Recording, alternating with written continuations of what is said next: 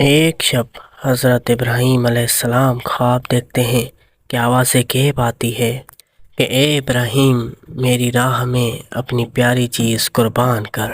فوراً حضرت ابراہیم علیہ السلام بیدار ہوتے ہیں اور جیسے ہی سورج طلوع ہوتا ہے تو اپنا سارا مال راہ خدا میں قربان کر دیتے ہیں اور مطمئن ہو کے سو جاتے ہیں کہ میں نے سب کچھ اللہ کی راہ میں قربان کر دیا۔ رات کو جیسے ہی سوتے ہیں پھر خواب میں آواز غیب آتی ہے کہ اے ابراہیم میری راہ میں اپنی پیاری چیز قربان کر۔ بس حضرت ابراہیم علیہ السلام بیدار ہوئے اور دل ہی دل میں سوچنے لگے کہ میری پیاری چیز تو میرا بیٹا اسماعیل ہے۔ اے میرے اللہ، کیا تو یہ تو نہیں دیکھنا چاہتا کہ میں اسماعیل سے زیادہ عشق کرتا ہوں یا تم سے؟ اور لاکھوں اسماعیل تیرے نام پہ قربان۔ اور حضرت ابراہیم فوراً فلسطین سے مکے کی طرف رواں ہوتے ہیں۔ اپنی پیاری بیوی ہاجرہ سے کہتے ہیں میرے بیٹے اسماعیل کو تیار کر، اچھا لباس پہنا اور اس کو خوشبو لگا، میں اپنے دوست کے پاس اپنے بیٹے کو لے کے جا رہا ہوں۔ بس عثمان نے اپنے بیٹے کو تیار کیا اور اللہ کے نبی ابراہیم نے اپنے بیٹے اسماعیل کو لے کے اپنے قدموں کو اللہ کی رضا کی طرف مائل کر دیا۔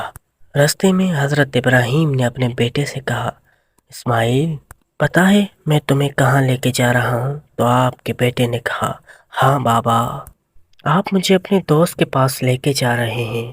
تو آپ کے بابا ابراہیم نے کہا اسماعیل میں تمہیں اللہ کی راہ میں قربان کرنے کے لیے لے کے جا رہا ہوں، بس یہ کہنا تھا۔ تو اسماعیل نے کہا بابا اگر اللہ کی راہ میں مجھے قربان کیا جائے تو اس سے بہتر میرے لیے اور کیا ہے، لیکن بابا میری ایک وصیت ہے کہ آپ بوڑھے ہیں، میرے ہاتھ اور پاؤں رسی سے باندھ لیں، اور میری ایک آخری وصیت ہے کہ آپ اپنی آنکھوں پہ پٹی کو باندھ لیں، کیونکہ بابا مجھے پتا ہے کہ آپ مجھ سے بے پناہ پیار کرتے ہیں۔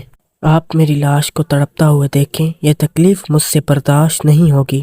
اور پھر اللہ کے نبی ابراہیم نے اپنی آنکھوں کو باندھا اور حضرت اسماعیل کے ہاتھ اور پاؤں بھی باندھے اور چھری کو حضرت اسماعیل کے گلے پر رکھا اور کہا اے اللہ دیکھ، میں اپنی پیاری چیز اسماعیل تیری راہ میں قربان کر رہا ہوں۔